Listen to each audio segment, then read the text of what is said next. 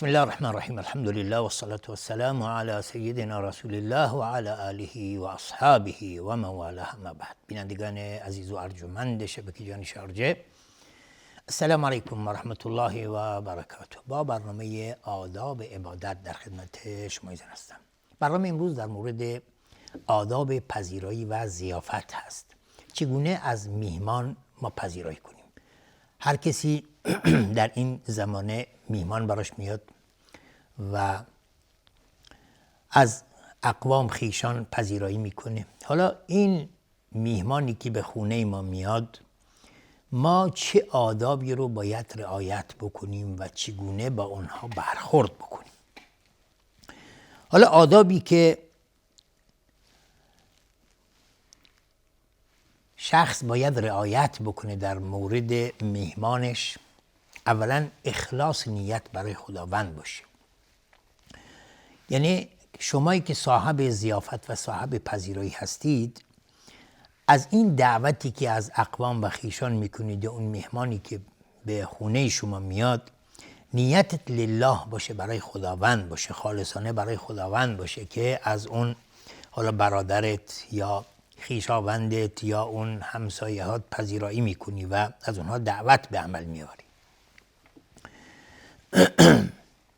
و همچنین اون میهمان و طرف مقابل نیت میکنه که از این دعوت رو قبول بکنه و اجابت بکنه و به خاطر خدا بیاد و زیارت بکنه. زیارتش به خاطر خدا باشه، نه به خاطر منافع دنیوی.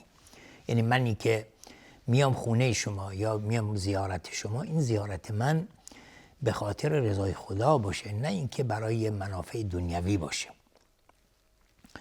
تا اینکه ما با این عملمون رضایت الهی و بهشت رو کسب بکنیم و محبت الهی رو کسب بکنیم. پس اولین آداب از آداب ضیافت و پذیرایی اخلاص نیت برای خداوند بشه. یعنی خالصانه برای خداوند این عمل رو ما انجام بدیم، نه به خاطر اینکه مردم تعریف بکنن و مردم بگن که عجب پذیرایی کرد یا پذیرایی خوبی کرد. نه. دومین ادب از آداب ضیافت باز کردن در خانه و دروازه خونه قبل از رسیدن مهمان. یعنی ما آماده باشیم. یعنی در خونه را باز بکنیم که قبل از اینکه مهمان برسه در باز باشه و ما آماده پذیرایی باشیم. و این دلالت بر این میده که ما چقدر خوشحالیم برای اینکه این شخص اومده زیارت ما و دیدن ما. و طرف مقابل هم احساس خوشحالی بهش دست میده وقتی این گونه از او پذیرایی بشه. سومین ادب از آداب ضیافت و پذیرایی حسن پذیرایی صاحب منزل از میهمان. حسن استقبال، یعنی استقبال خوبی به عمل بیاره از میهمان. یعنی صاحب خانه استقبال خوبی بکنه از میهمان. پس صاحب پذیرایی یا صاحب خونه باید با تبسم، با خوشرویی و با عبارات زیبا و با بشاشت وجه و صورت به استقبال میهمان بره، که این استقبال باعث بشه که اونها احساس بکنن که چقدر نزد صاحب خانه عزیز هستند. حالا در اینجا بعضی وقتا هست که شما وقتی خونه کسی میرید یا میرید زیارت کسی یا دیدن کسی، طرف مقابل یک استقبال سردی از شما انجام میده و به عمل میاره و با ترشرویی و با سردی با شما برخورد میکنه که این عمل و این کار باعث میشه که انسان اصلا زله بشه و احساس بکنه که اصلا هیچ قدر و منزلتی نزد صاحبخانه نداره و این ممکنه باعث بشه که اونها احساس به حساب سرفکندگی بهشون دست بده و احساس بکنن که دیگه قرب و منزلتی نزد این آقا ندارن و دیگه شاید هرگز به زیارت این شخص هم نیان و به خونش هم پا نذارن. پس انسان باید سعی بکنه که خوب استقبال بکنه. حالا شما هر گونه پذیرایی خوب انجام بدید ولی استقبال شما استقبال ناشایستی باشه و استقبال خوبی نباشه، این در به حساب دل اون میهمان اثر بدی میذاره، استقبال بد. و به همین خاطره که رسول خدا صلی الله علیه و سلم میفرمایند تبسمک فی وجه اخیک لک صدقه، میگه خوشرویی و خنده‌رویی یعنی لبخند زدن در مقابل برادر مسلمانت هنگامی که رو ملاقات میکنی برای تو صدقه به حساب میاد. تبسمک فی وجه اخیک، لبخند زدن تو در روی برادرت در مقابل برادر مسلمانت برای تو صدقه به حساب میاد، یعنی اجر برات نوشته میشه.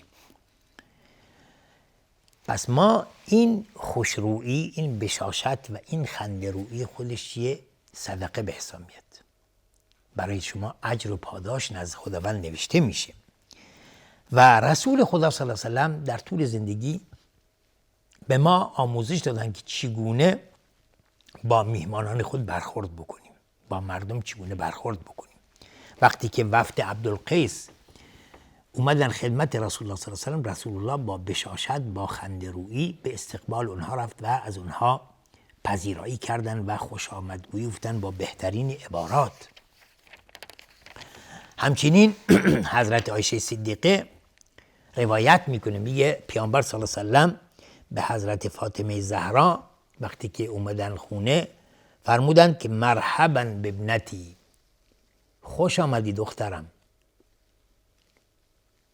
خوش آمدگویی گفتن به دخترشون حضرت فاطمه زهرا، دختر رسول الله است، ولی با این حال رسول الله صلی الله علیه و سلم خوش آمدگویی گفتن و گفتن که خوش آمدی دخترم.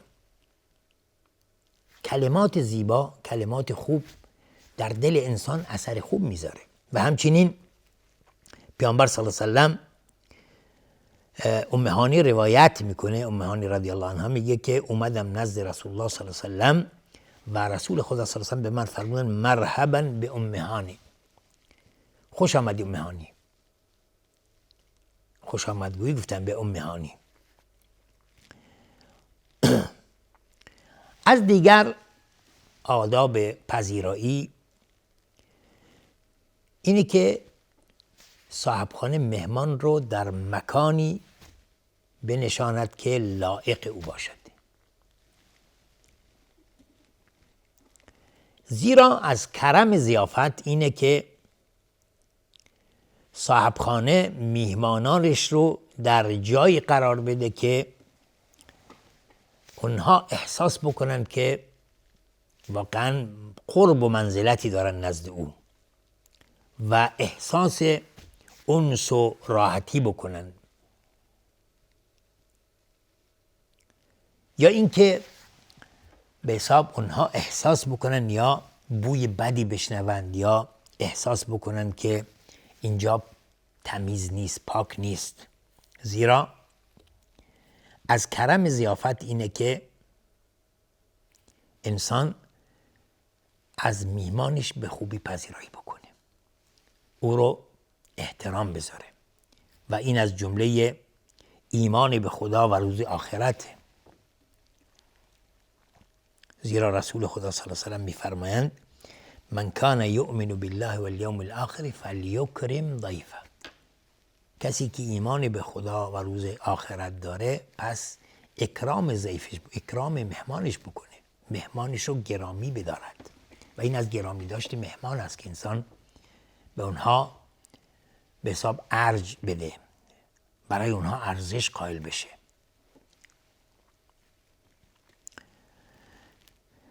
از دیگر آداب پذیرایی اینه که ما ترجیح دادن میهمان بر خود، گرامی داشت میهمان، ایثار بهش میگن، ایثار، ترجیح بدیم بر میهمان رو بر خودمون، یعنی گرامی داشت میهمان، ارج نهیم، ارزش براش قائل بشیم. زیرا خداوند انصار رو ستایش کردن، ستودند با این عملشون. خداوند میفرماید و یؤثرون علی انفسهم ولو کان بهم خصاصه، اونها افراد دیگر رو بر خودشون ترجیح میدادن اگر هم خودشون نیازمند بودن. خودش نیاز داشت ولی دیگری رو بر خودش ترجیح میداد. و در حدیث صحیح اومده که حدیثی که ابو هریره روایت کرده، میگه شخصی اومد نزد رسول خدا صلی الله علیه و سلم و بسیار گرسنه بود و آثار سختی و گرفتاری برش نمایان بود و اومد نزد رسول خدا و گفتند ای رسول خدا من گرسنه هستم، به من خوراکی بده. رسول خدا صلی الله علیه و سلم کسی فرستاد نزد ازواجش، نزد زنانش و فرمودند که هل عندکم شیء، آیا پیش شما چیزی هست، خوراکی چیزی هست؟ اونها در جواب گفتند که والذی بعثک بالحق ما عندنا الا الماء، به اون خدایی که تو را به حق فرستاده غیر از آب چیزی نداریم. نگاه کن، خانه رسول خدا غیر از آب چیزی نبود. گفت غیر از آب ما چیز خوراکی چیزی نداریم. رسول خدا صلی الله علیه و سلم فرمودند ما عند رسول الله ما یطعمک هذه اللیله، امشب نزد رسول خدا چیزی نیست که به تو خوراکی چیزی بده، خوراکی چیزی پیدا نمیشه. سپس رسول خدا فرمودند من یضیف هذه اللیله یرحمه الله، چه کسی پذیرایی میکنه امشب از این شخص که خداوند او رو مورد رحمت قرار بده. میگه شخصی از انصار بلند شد و گفت ای رسول خدا من حاضرم که از او پذیرایی کنم. میگه اون شخص اون مهمان رسول خدا را برداشت و با خودش برد خونه و به همسرش گفت که هذا ضیف رسول الله، این مهمان رسول خداست، فاکرمی، او را گرامی بدار، از او به خوبی پذیرایی کن و در مورد او از هیچ چیزی کوتاهی نکن. همسرش به اون شخص گفت که ما عندنا الا قوت الصبیه، خوراکی نداریم جز خوراک بچه ها. اون مرد به همسرش گفت که بلند شو و کاری بکن که اونها بخوابند، کاری کن که بخوابن بچه ها، اونها رو مشغول کن تا خوراکی نخورن و کاری کن که اونها بخوابن. ثم اصبحی سراجک ای اوقدیه، میگه سپس بعد از اینکه بچه ها رو خوابوندی چراغت رو روشن کن و فاذا اخذ الضیف لیأکل، و هرگاه که میهمان آماده خوردن خوراک شد فقومی کانک تصلحین السراج فاطفیه، تو بلند شو و انگار میخوایی که اون چراغ رو خوبش کنی یا اصلاحش بکنی، اون چراغ رو خاموش کن، چراغ رو خاموش کن تا دیگه نوری نباشه. و جعل یریانها انهما یاکلون، و اون زن و مرد می نمایاندن به اون شخص یا به مهمان که دارن خوراک میخورند ولی نمیخوردند. فشبع الضیف، میهمان سیر شد. و باتا تاویین، یعنی اون زن و همسر که اون زن و شوهرش به حساب شب رو گرسنه خوابیدند.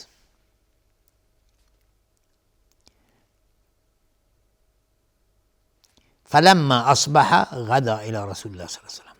صبح که شد نزد رسول خدا رفت و چون رسول الله صلی الله علیه وسلم فلما نظر الیهما قال، وقتی که رسول الله به اونها نگاه کرد فرمودند ضحک الله هذه اللیله او عجب من فعالکم. خداوند دیشب خندیدن، یا اینکه او عجب من یا اینکه از کار شما تعجب کرد، یعنی خداوند. فانزل الله قوله تعالی، خداوند این آیه را نازل کردن و یؤثرون علی انفسهم ولو کان بهم خصاصه. و یؤثرون علی انفسهم، بر خودشون ترجیح میدادند، ایثار میکردند، ولو کان بهم خصاصه، اگرم خودشون نیازمند بودند. اون دیگران رو بر خودشون ترجیح میدادند اگر خودشون هم نیازمند بودند. و من یوق شح نفسه فاولئک هم المفلحون. کسی که نفس خودش رو از بخل و اینها نگه بدارد، اینها از جمله رستگارانند.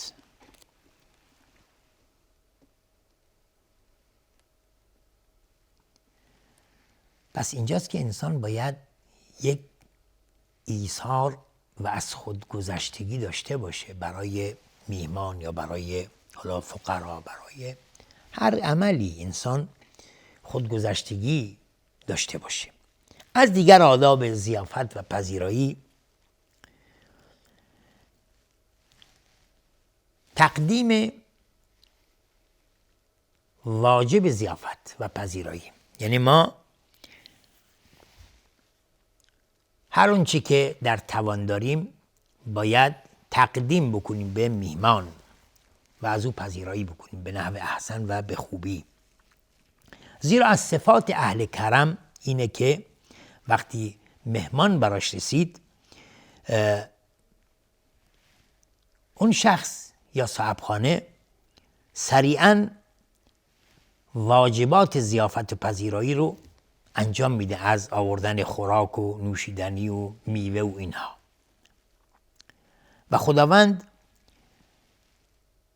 تمجید نمودن، تحسین نمودن فعل حضرت ابراهیم وقتی که هل اتاک حدیث ضیف ابراهیم، وقتی که برای حضرت ابراهیم مهمان رسید فوراً حضرت ابراهیم رفت و یک گوساله رو کشت و تقدیم نمود. پس اینها به حساب حسن ضیافت هست که انسان باید سریع اقدام بکنه و از میهمانش پذیرایی بکنه. در اینجا وقت برنامه ما هم به اتمام میرسه. امید است این درس اینجا مورد توجه و استفاده شما ایزان قرار گرفته باشه. تا دیدار دیگر و برنامه دیگر همه شما ایزان رو به خداوند بزرگ میسپارم. و آخر دعوانا الحمدلله رب العالمین و السلام علیکم و رحمت الله و برکاته.